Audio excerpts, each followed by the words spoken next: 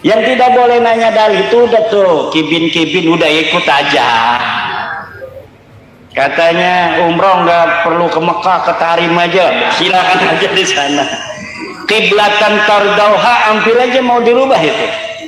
Coba lihat, seorang Balawi ngomong, Allah ketika Nabi Muhammad Shallallahu Alaihi Wasallam menginginkan Ka'bah dipindah, bukan Ka'bah, kiblat dipindah dari Palestina ke Ka'bah, kemudian dijawab kiblatan tardauha, arah yang engkau inginkan. Arah yang kau inginkan itu bukan Ka'bah.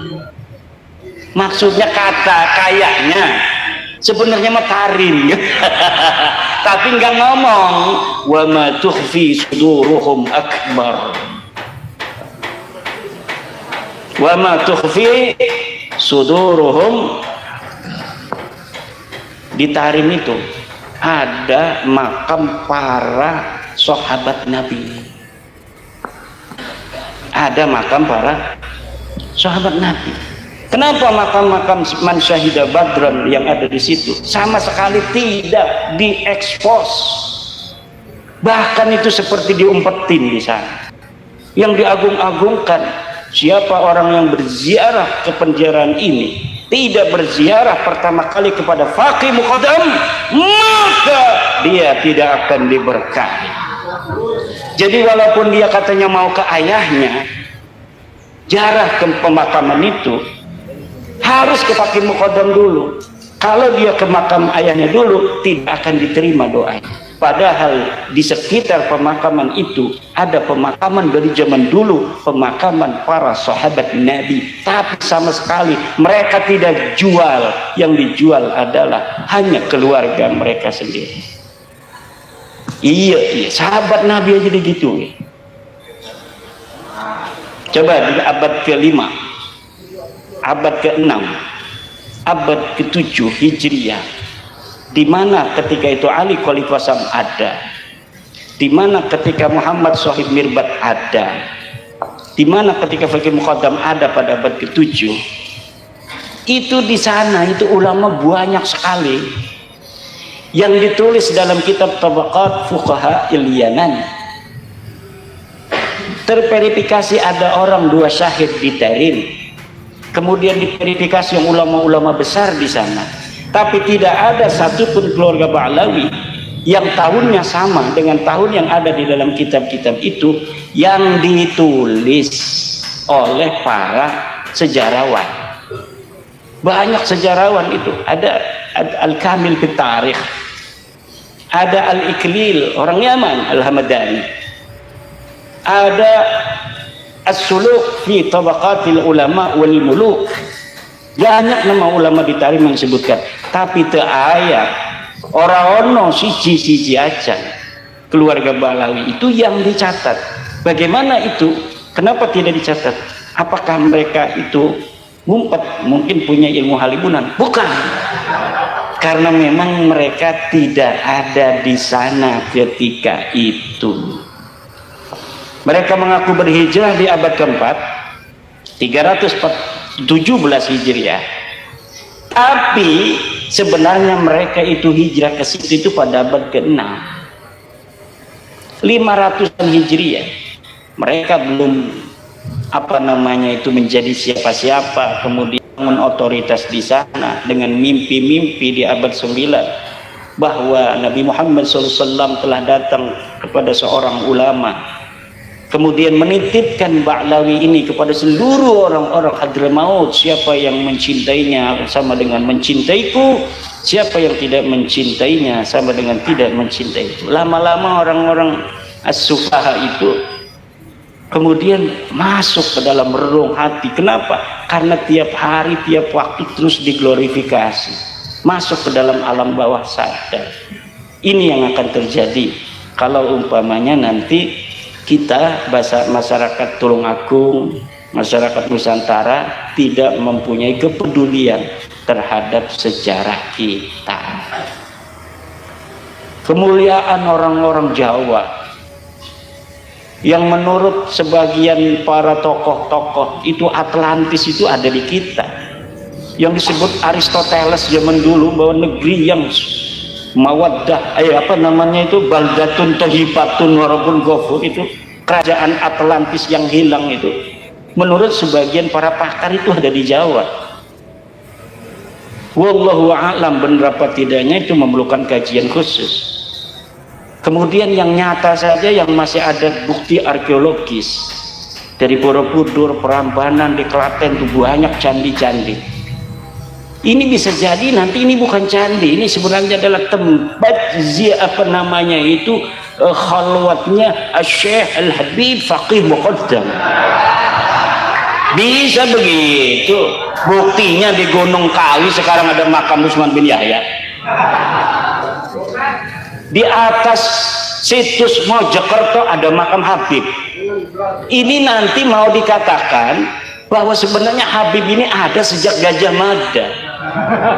Gajah Mada ini marganya Al-Jufri. Bisa jadi ya. Lah buktinya mereka sudah pinter bikin makam di atas situs Mojokerto. Coba lihat itu, ada 2 makam Habib di situs Mojokerto. Berarti ini para habaib sejak Majapahit sudah ada di sini. Salah itu para sejarawan. Profesor Dr. Jajat Burhanuddin, kemudian siapa lagi itu, Profesor Ajumardi Azra, yang mengatakan bahwa mereka datang 1880 secara masif, walaupun sebelumnya ada beberapa, tapi masifnya itu 1880 sampai 1942-43 sebelum kedatangan Jepang. Ini nanti akan berubah bahwa sebenarnya mereka ini datang ketika Gajah Mada itu sumpah palapa. Gajah Mada itu marganya Al-Jufri, hayam hurufnya Ba'bud. Bisa jadi ya. Terus sekarang Pangeran Diponegoro 4 ya pangkat ininya marganya. Kata keluarga Ba'bud. Bahkan yang ngomong bukan hanya kayak Bahar Semit yang gak sekolah, yang gak mondok. Profesor itu yang waktu di Rabi Talawiyah, seorang profesor perempuan itu ngomong yang sama, bahwa ada upaya membelokkan sejarah Pangeran Diponegoro. Kata dia, Pangeran Diponegoro itu dulunya mancung, sekarang ini katanya dilukis seperti pesek. Ini kan penghinaan, bahwa katanya orang Jawa itu pesek, padahal makan iya.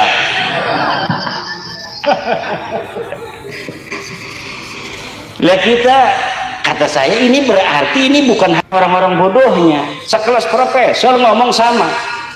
Saya tadinya nggak terlalu percaya, masa iya sih, masa iya mereka bodoh sekali ngaku-ngakuin Pangeran Diponegoro yang sudah jelas dia adalah turunan Hamengkubuwono, sudah jelas dia adalah orang Jawa asli yang kemudian turun ke gelanggang peperangan untuk mengusir penjajah. Masa iya mereka itu tidak berpikir kalau Pangeran Diponegoro sebagai seorang tokoh itu pasti ditulis kekancingannya, disaksikan oleh orang-orang pada zamannya, kok tiba-tiba jadi Ba'bud? Kata bin Yahya, ini bin Yahya sebenarnya. Jadi mereka juga ada saling saling berebut, saling kompetisi untuk mereka secara keseluruhan Ba'lawi ini menginginkan Ba'lawi di atas segala suku yang ada di Indonesia, tapi di antara mereka sendiri sama-sama Ba'lawi ada kompetisi itu juga, agar yang bin Yahya perannya bin Yahya lebih hebat, ini yang Ba'bud perannya Ba'bud lebih hebat, yang Assegaf perannya Assegaf lebih hebat. Ini sepertinya ada itu, dan ini perlu dijawab. Kata Rabi Ta'alawiyah, makam palsu itu tidak ada kaitan dengan Rabi Ta'alawiyah. Kalau tidak ada kaitan begini dong. Kan Rabi Ta'alawiyah itu pencatat marga-marga Ba'lawi. Silsilahnya dicatat. Kalau ada makam palsu yang diasosiasikan Ba'lawi, terjunin dong oleh Rabi Ta'alawiyah. Coba lihat di sana. Siapa itu yang namanya Ba'lawi itu di sana? Siapa bin siapa, lalu lihat di Rabi Ta'alawiyah di catatannya ada nggak nama itu. Kalau tidak terverifikasi berarti itu makam palsu, hancurkan. Harusnya begitu Rabi Ta'alawiyah. Jangan itu nggak ada kaitan dengan Rabiat Alawiyah, nggak ada kaitan dengan Rabiat Alawiyah. Kalau bertanggung jawab kepada marganya Balawi, maka Rabiat Alawiyah setiap ada laporan informasi, ada makam palsu yang ada nama Balawinya, langsung dia terjunin tim. Nah kemudian dia laporan pres bahwa setelah kami verifikasi yang mengaku namanya adalah Habib Saleh bin Yahya itu tidak ada namanya dan tidak terverifikasi secara ilmu nasab, dia bukan Balawi, dan itu diduga makam palsu. Harusnya begitu membantu masyarakat Nusantara agar apa, sejarah kita murni dan konsekuen sesuai dengan apa yang terjadi di masa lalu, untuk kita jadikan sebagai ibrah di hari ini untuk menatap masa depan yang lebih cerah untuk anak cucu kita di masa yang akan datang. Wallahu wal muwaffiqu ila aqwamit thoriqin. Assalamualaikum warahmatullahi wabarakatuh. Matur nuwun Yai menika pamaparanipun terkait dengan diskursus nasab ya, dan semoga ini nanti juga bisa mencetak intelektual NU yang mungkin berkecimpung dalam dunia nasab sehingga nanti dapat berkontribusi. Nah, untuk selanjutnya karena ini saresehan ya, nah ini saya akan membuka dalam sesi pertama, ini saya akan membuka 3 penanya ya. Kalau ada dari peserta penasaran, silahkan bertanya, nanti sebutkan nama dan utusannya dari mana. Monggo, monggo, mumpung di sini ada pakarnya ya kan, monggo. Nggih, setunggal kalih 3 sampun 3 nggih. Monggo Bapak sinten mau? Nggih, dari Nganjuk. Monggo. Bapak panitia satu-satu nih panitia. Maju mawon maju.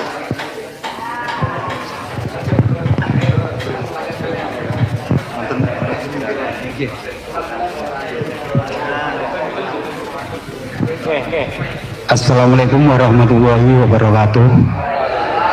Matur suwun wekdal ingkang dipun parengaken dhateng kula saking Dewi Nganjuk. Dewi. Loh. Siapa kita? Ya, Nusantara. Bagus. Ya. Nyuwun sewu saderengipun Romo Yai Madudin, saya akan bertanya terkait masalah Pangeran Purboyo. Mungkin saking gene Pak dosen juga tahu kalau Pangeran Purboyo itu sepengetahuan saya sesuai dengan silsilah dan kekancingan dari keluarga kami itu kan Bim Panembahan Senopati Danang Sutawijaya. Tapi ternyata di situ ada diabaikan dengan Syahid Abdul Ghaffar. Mohon untuk keterangannya kali penjelasan pun. Yang jelas itu saya sudah melobi ke keraton juga, kita juga sudah mengusulkan ini pada Gusti Yudoningrat di Yudonegaran. Kebetulan saya juga ikut tenggene beliaunya Gusti Yudoningrat. Gitu. Kalau memang itu salah atau mungkin saya dapat informasi itu yang bikin itu Pak Lutfi dari Pekalongan katanya ya itu ya, jadi nih tamu gak sopan ya tembiling gitu aja. Oke, setuju loh. Wah gitu, matur suwun.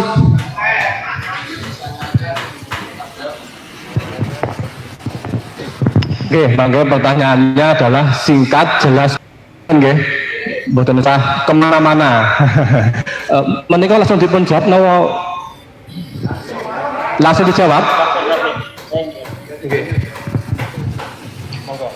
Nggih, terima kasih. Pangeran Diponegoro niku yang jelas. Oh, nggih, Pangeran Purbaya nggih. Sebenarnya banyak sekali nggih tokoh-tokoh dari Keraton Mataram itu yang dibalawikan ke Watah. yang jenengan aturaken tadi itu kan salah satu contoh deh. Artinya ya tentu pemba'alawian itu sesuatu yang benar-benar masif ya. Artinya mereka bukan karena kecelakaan, kesalahan penamaan, pengidentitasan, bukan, tapi memang sengaja, ya sengaja.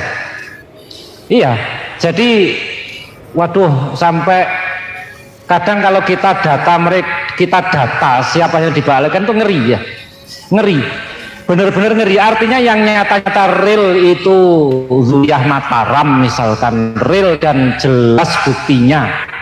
Artinya artefak, data, kekantingan dan lain-lain itu ada, itu dialawikan.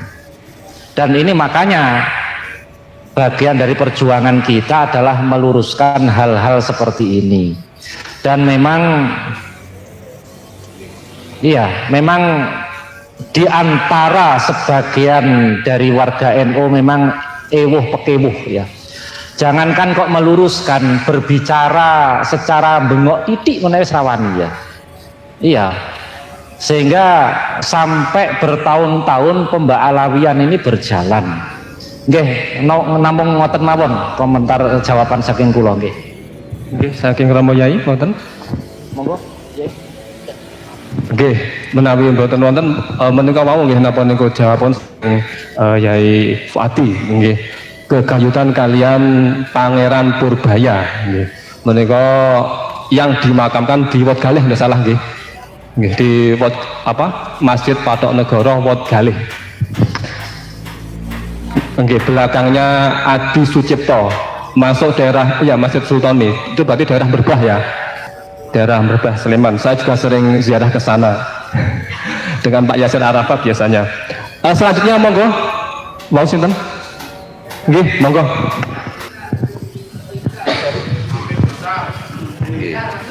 Nggih. Nyuwun sewu saudara. Nyuwun sewu saudara. Sedikit saja saudara. Nyuwun sewu Pak Yai, saya percaya bahkan yakin oleh tesisnya Pak Yai Iman itu sudah akurat, valid, bahkan lengkap. Walaupun katanya 70 kiai, itu masih lebih baik satu Habib. Padahal melawan satu Kiai Imat saja dunia maya sudah kewalahan.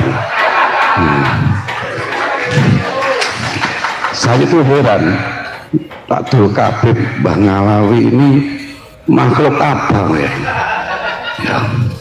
Kalau Nabi, wali bukan, malaikat bukan, ifrit bukan, tapi bisa mundur-mandir keluar masuk ke surga. Nah ini, apakah ini tidak menyesatkan? Superman juga bukan, malampir bukan. Ini kalau tidak dijelaskan kan kasihan anak-anak santri. Mondok lama, kalau tidak pro sama Habib, neraka. Waduh, percuma kalau mondok. Nah, yang kedua, saya mohon ini langsung aja dilaporkan ke pihak yang berwajib. Kalau hanya debat kusir di dunia maya tidak ada laporan, pihak yang berwajib tidak mau menindaklanjuti. Kalau sudah ditindaklanjuti itu kalau sudah ada laporan gitu ya. Apalagi sudah legal, pasukannya PWI juga banyak, sudah kompak. Mohon cepat dilaporkan pada pihak yang berwajib. Sekian, terima kasih. Assalamualaikum warahmatullahi wabarakatuh.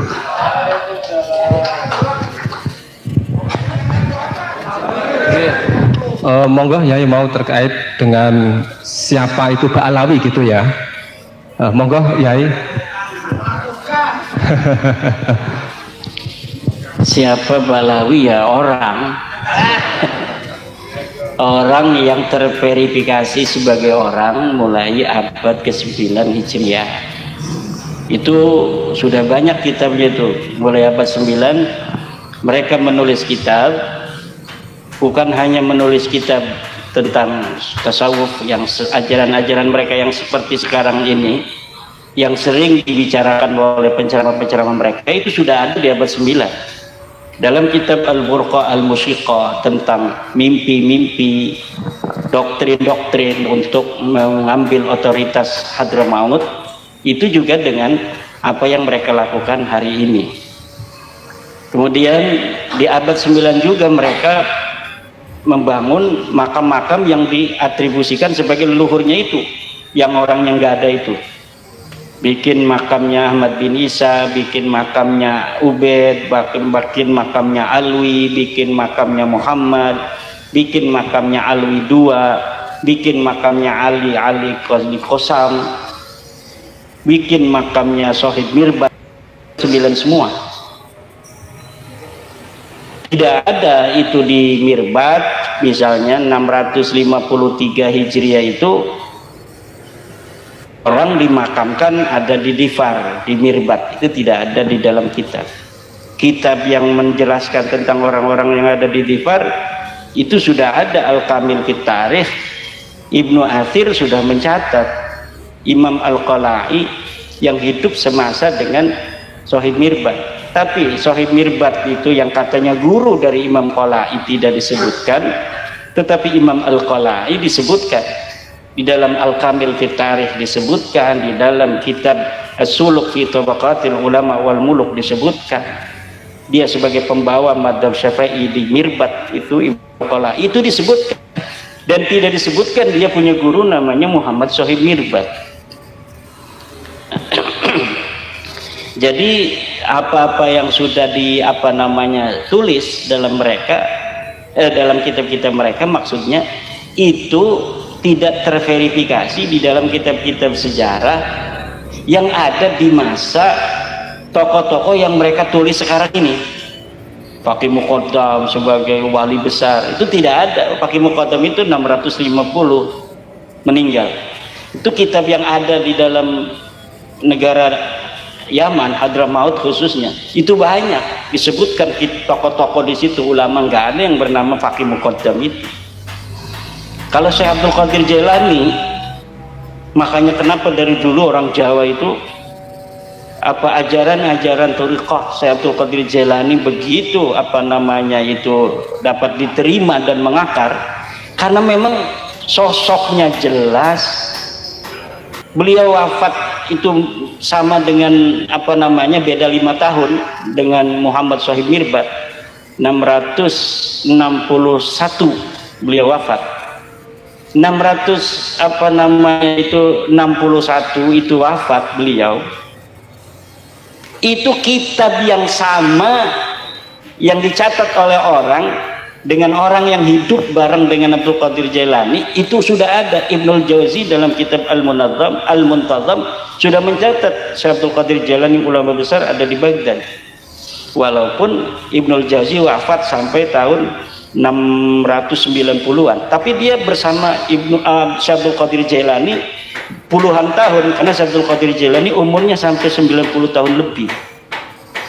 Jadi sekarang ini ada upaya pula untuk mendegradasi kepangkatan wilayah kewalian dari Syekh Abdul Qadir Jailani, bahwa Faqih Muqaddam walaupun di dunia ini pangkatnya kalah dengan Syekh Abdul Qadir Jailani, tapi di akhirat nanti Syekh Abdul Qadir Jailani jadi anak buahnya Faqih Muqaddam.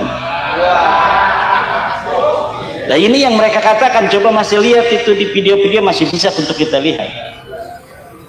Lah ini apa maksudnya yang begini-begini? Wali-wali udah sih yang maunya Sadiliyah, agungkan Sadiliyah tanpa untuk merendahkan Qadiriyah, tanpa merendahkan Satoriyah. Dari dulu ulama Jawa begitu, nggak ada merasa ini lebih tinggi tarekatnya, kita tarekatnya Naqsabandiyah Khalidiyah lebih hebat daripada Naqsabandiyah biasa misalnya. Nggak ada yang begitu. Masing-masing aja ma'rifat billah, menuju Allah dengan cara masing-masing, dengan saling harga menghargai, hormat menghormati. Tetapi sekarang muncul dalam otoritas hegemoni tasawuf Syekh Abdul Qadir Jailani yang disebut dengan Sultanul Auliya, Al-Ashhab ya, Al-Bazul Ashhab, Raja Wali Hitam. rajanya para wali, itu kemudian didegradasi oleh dia bahwa nanti di akhirat pangkatnya kalah karena pakai muqaddam wali mastur di dunia. Kalau pakai muqaddam wali mastur di dunia, lu tahu dari mana?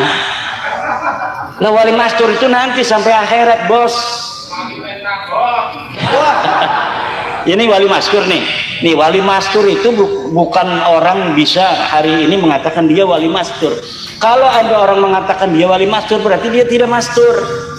Mastur ini begini nih, kita di dunia ini punya tukang kebon, kelihatannya hina dina, sholat aja kagak pernah kelihatan.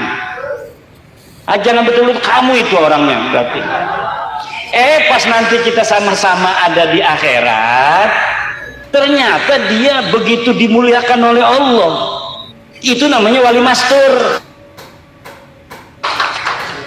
Kalau di dunia kita sudah ngomong itu wali mastur, berarti dia tidak mastur. Mastur nesing pundi. Wali mastur itu hanya ada nanti di hari kiamat, di hari akhirat. Bahwa nanti ada orang-orang yang hina dina di dunia, dia kadang-kadang itu sholat nggak kelihatan. Ternyata dia sholatnya apabila tidak ada orang. Ini jangan-jangan nanti yang hadir, ya saya juga begitu aja lah. Enak aja, awas. Man tasawwafa wa lam yatafaqqah faqad tazandaqa. Orang yang bertasawuf dia tidak berfikih, maka dia akan jadi jindik. Nah, itu yang keluar dari hal-hal yang seperti itu namanya mastur. Ya ibadahnya luar biasa kalau tidak ada orang, istrinya aja nggak tahu. Kalau orang istrinya tahu dia ibadahnya kuat, itu belum hebat. Tapi kalau istrinya saja nganggapnya dia, kalau ada istrinya sholat biasa-biasa saja. Tapi kalau nggak ada istrinya, dia sholat yang nangis luar biasa. Itu hebat. Kalau ada istri nangis dia. Kenapa? Saya bermimpi semalam bertemu dengan waliullah. Katanya engkau akan meninggal dunia seminggu lagi. Kecuali dengan satu syarat. Syaratnya apa? Kamu harus nikah lagi. Tapi saya tidak mau, wahai istriku. Saya lebih baik mati 7 hari lagi. Itulah kenapa saya nangis malam hari ini. Kata istrinya, udah nikah lagi aja nggak apa-apa. Ini actingnya ada yang begitu tuh. Ada nggak yang begini actingnya? Saya punya temen actingnya begitu. Temen apa teman? Nah itu, jadi bapak-bapak, ibu-ibu, sekarang ini wali-wali ini gampang diproyeksi. Jadi ada pembangunan karakter seorang wali untuk niat-niat tertentu orang yang mengiklankannya untuk kepentingan klan, untuk kepentingan ekonomi dan lain sebagainya. Maka kalau ingin mencari wali jangan di YouTube. Saya sudah berapa YouTuber yang ngomong Kiai Imaduddin waliullah. Orang yang menentangnya pada mati. Saya ketawa-ketawa aja, orang udah ajal gitu. Katanya gara-gara menentang saya gitu. Lah kalau sayanya mengikuti itu, mengikuti hati sayanya itu kepada zonnya orang-orang, itu berbahaya bagi saya. Sangat berbahaya. Nanti saya oh iya nih, jangan nentang, mati loh. Jangan begitu. Itu kan wallahu a'lam bishawab, kita pun tidak tahu kenapa itu ada orang kok lagi wasiat mati, habis wasiat mati. Lagi kita nggak tahu. Tapi saya pribadi, walaupun youtuber waliullah itu, youtubernya waliullah pasti itu, karena dia tahu siapa waliullah. Kalau saya mengikuti, misalnya hatinya mempercayai, merespon, iya dong, saya ini gimana? Lah ini itu saya ini nazaltu min hadzir rahman. Saya turun dari bagian Allah. Misal saya nggak tahu apa saya ada bagian di dalam sisi Allah atau tidak. Tapi kalau saya mengiyakan, nazaltu minhu nazla. Na'udzubillah. Makanya kita harus hati-hati nih. Ala inna awliya Allah la khawfun alaihim wa lahum yahzanun. Ingat, kekasih-kekasih Allah, wali-walinya itu tidak punya rasa takut. Itu cirinya. Yang kedua, tidak punya rasa sedih. Takut itu tentang apa yang ada di depan. Kalau sedih tentang apa yang ada di belakang. Istrinya mati, dia masih nangis. Ya, itu jadi walinya susah. Kalau istrinya mati sekarang, besok kawin lagi, waliullah.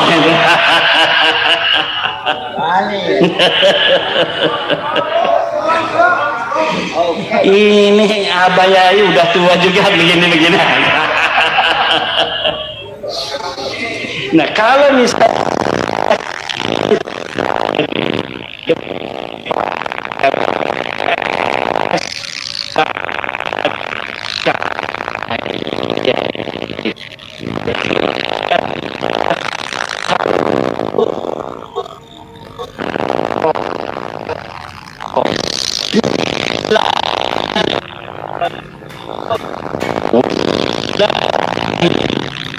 asli ada orangnya itu tinggal dibaca satu kali duduk itu waqiah dan doanya kaya raya. Kapan kayanya? Langsung datang masnya nanti dulu. Itu pokoknya hidupnya akan diberi kemudahan oleh Allah Subhanahu wa taala. Yang ketiga, di dalam kitab yang sama di situ ada untuk menghancurkan musuh. Silakan dibaca, itu ada Hizib Nasr. Untuk Hizib Nasrnya bukan Syadzili, tapi Hizib Nasr milik Sayyidi Syekh Abdul Qadir Al-Jailani. Siapa saja yang membaca itu kemudian dia punya musuh yang ingin mencelakainya, maka tanpa dia ketahui musuh itu telah celaka sendiri. Siapa saja yang membaca itu dari PWI, maka kalau ada acara PWI yang kemudian dipersulit bahkan tidak dikasih izin oleh Pemkot, awas, hati-hati Pemkotnya itu. Hati-hati Pemkot. Sekarang PWI sudah punya Hizib Nasr Sayyidi Syekh Abdul Qadir Al-Jailani. Hati-hati wali kotanya. Terima kasih. Inggih, matur nuwun. Wah, kurang setunggal nggih. Penanya sinten monggo. Kurang setunggal. Untuk sesi pertama, ya karena ini waktunya sudah jam 4, kita batasi cuma satu sesi 3 orang. Mau sinten mau?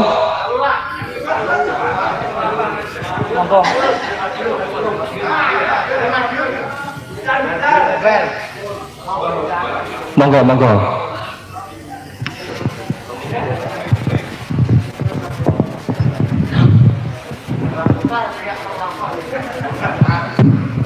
Assalamualaikum warahmatullahi wabarakatuh.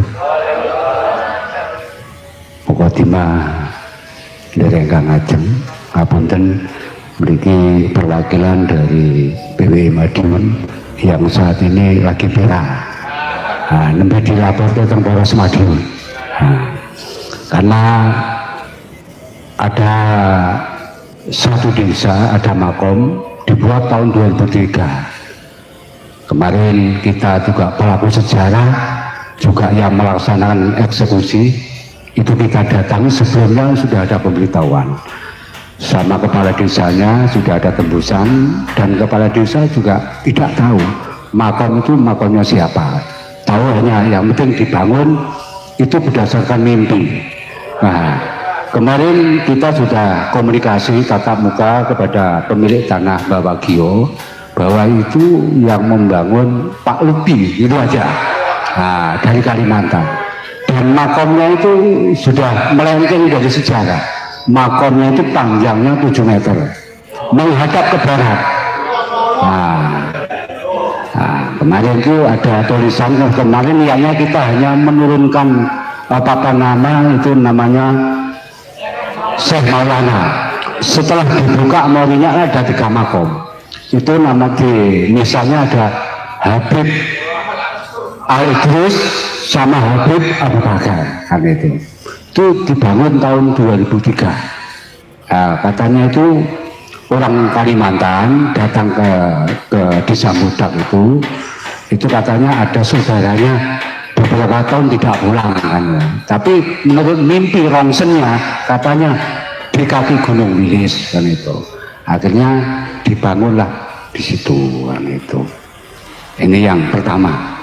Ini hari Rabu nanti kita ini dipanggil ke Polres karena dilaporkan pengerusakan laporannya kan itu. Kan itu. Yang kedua, supaya nanti PWI Madiun Yusuf Abdul kemarin sudah deklarasi Gus Abbas datang, kami mohon nanti Yai Imad Sarasan di Madiun, kami mohon biar nanti lengkap PWI Madiun ini, biar Abdul. Nah, nanti semua suriah ranting NU sekabupaten Madiun kita undang biar tahu sejarah, karena ini PWI Madiun itu mau bilang sama Kiai Sepuh itu wah pekiwuhan itu. Nah, nanti biar nanti yang memberi pencerahan oke Yai Imad ingkang mboten wuh pekiwuhan itu. Mungkin dipun jadwalaken nih usul dengan hormat dengan sangat mangke Yai Imad bisa sarasan di Madiun Raya. Kemarin waktu deklarasi viral itu Gus Abbas kemarin yang ngawal pasukan trail dari mulai tol sampai ke lokasi ada pasukan trail ya, mengawal itu. Nah, semangat sampai semangatnya nih ada makam palsu dibongkar akhirnya dilaporkan.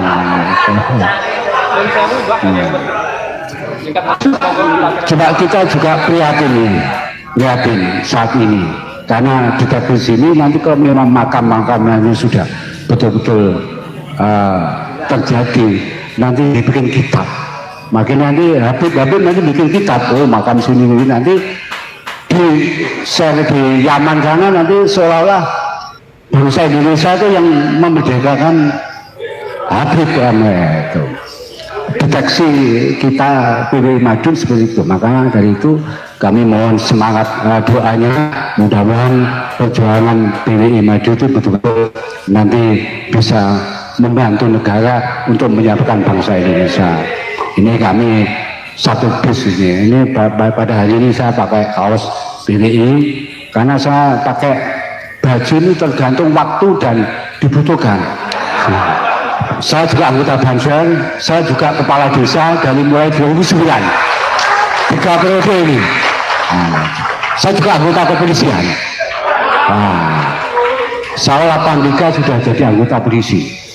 2009 saya dibutuhkan masyarakat untuk jadi babunya masyarakat. Saya menjadi kepala desa sudah 3 periode ini. Makanya badannya kurus memikirkan rakyat ini, memikirkan umat. Nah, itu ini dari kami, nama saya Kusno, Kusno, dan kita juga prihatin ini Imam Unyi itu melapor ke Jokowi. Lain itu kita prihatin karena Pak Presiden Jokowi itu betul-betul membantu masyarakat lewat undang-undang desa. Karena kita pelaku sejarah untuk menggugurkan undang-undang desa, kami dulu berjuang dari mulai tahun 2009.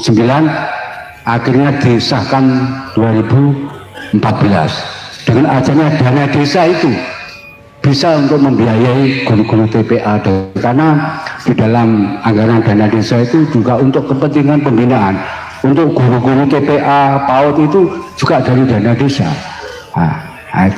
Itu yang kita alami kan. Nah ini kan dilaporkan kan. Itu aja. Sampun, namun, makasih. Sementing kalau nuwun waktu nanti untuk untuk Yai Imad nanti bisa sarasan di Kabupaten Madiun. Ini mau dengar. Setuju ya? Makasih. Assalamualaikum warahmatullahi wabarakatuh. Madiun itu memang PWI yang baru dilantik yang langsung action dan beraksi untuk masyarakat.